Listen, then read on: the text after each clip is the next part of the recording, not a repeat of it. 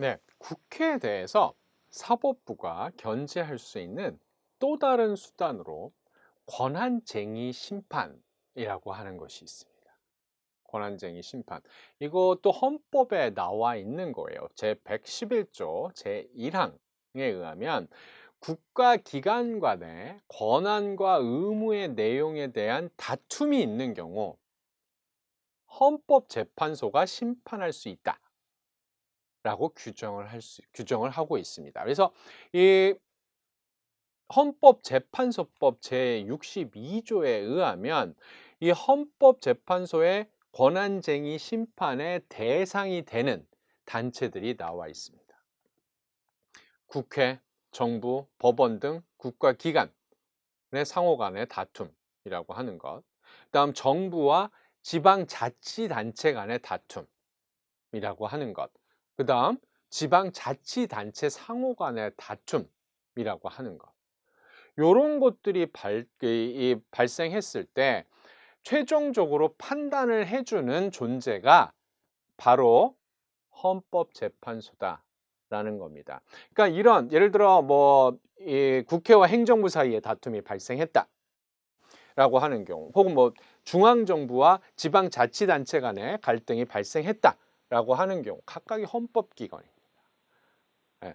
그리고 나름대로의 고유의 독자성과 독립성을 가지고 있는 그러한 조직들이다라는 거죠.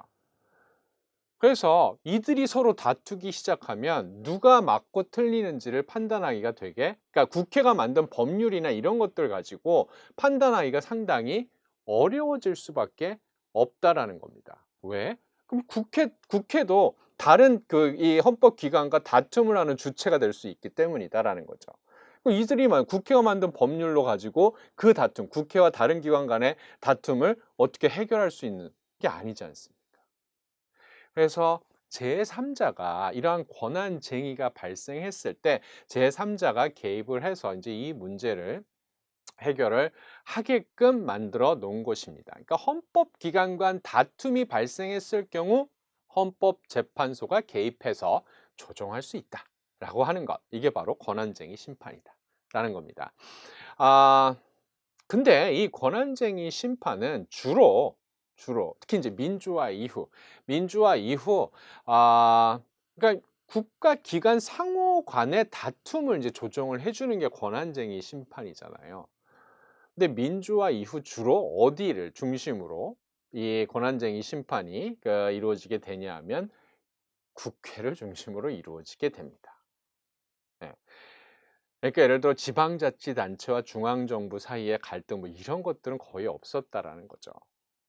권한쟁의 심판에 이제 많은 경우는 이제 국회를 중심으로 그게 이제 이루어지게 됐다라는 거고, 그중에서도 입법 절차의 결함을 다투는 국회의원과 국회의장 간 혹은 상임위원장 간의 권한쟁의 심판, 이게 가장 큰 부분을 차지한다라고 알려져 있습니다.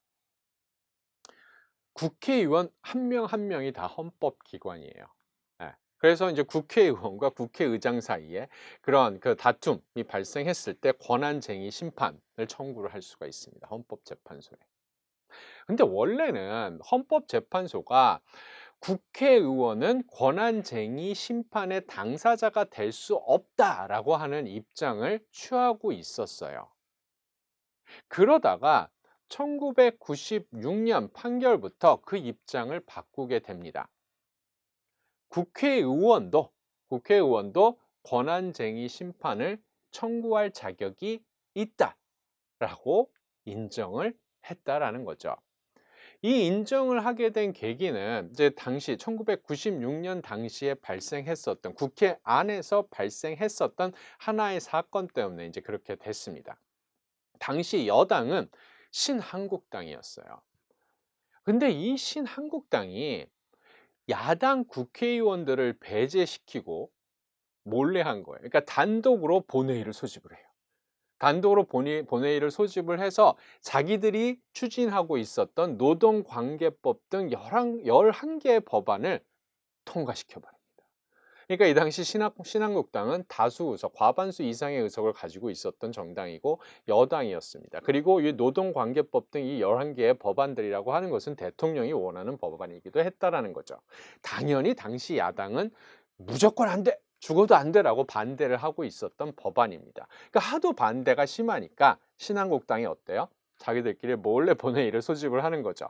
그래서 거기서 날치기로 이 법안, 야당은 전혀 그 법안에 그러니까 법안에 뭐 참여할 권리나 이런 것들 다 무시하고 깡그리 무시하고 이 법안을 몰래 통과시켰다라는 겁니다. 그래서 야당 국회의원들이 헌법재판소에 권한쟁의 심판을 청구를 하게 돼요.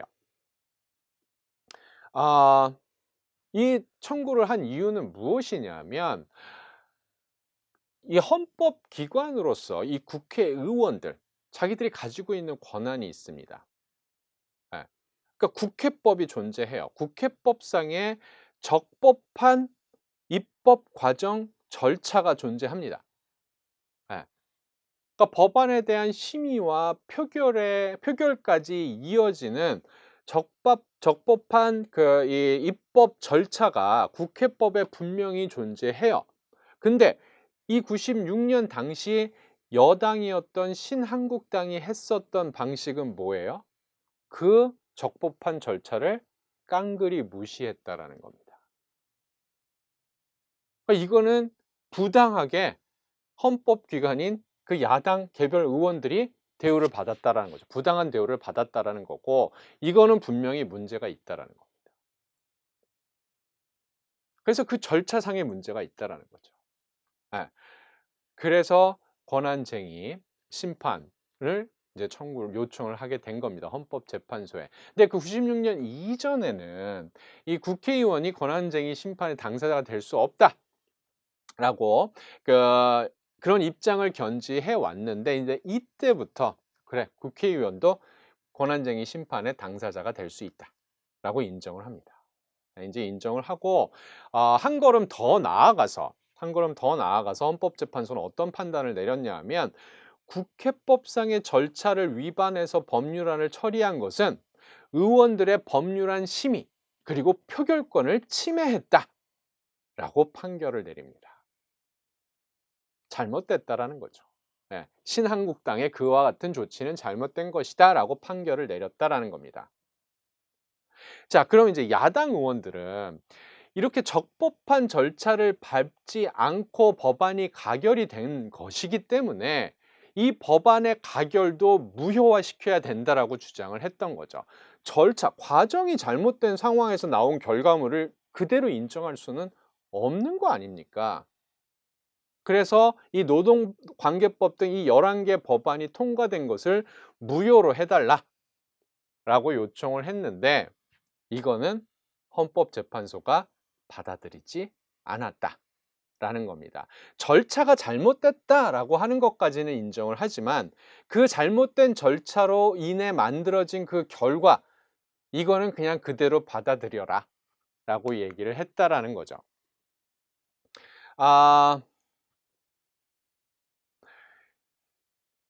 이 이후로도 이제 국회의 입법 절차를 대상으로 한 국회의장 혹은 뭐 상임위원장과 국회의원 간 이 권한쟁의 심판은 이제 계속 제기가 되어 오고 있습니다.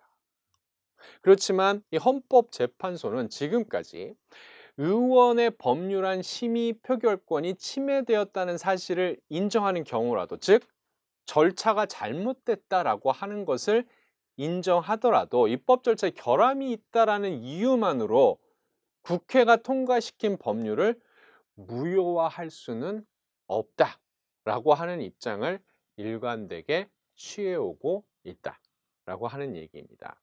이러한 입장을 헌법재판소가 취하고 있는 이유는 무엇이냐면 만약에 이거 그 자체도 잘못된 거야. 절차가 잘못됐으면 그 결과도 잘못된 거야.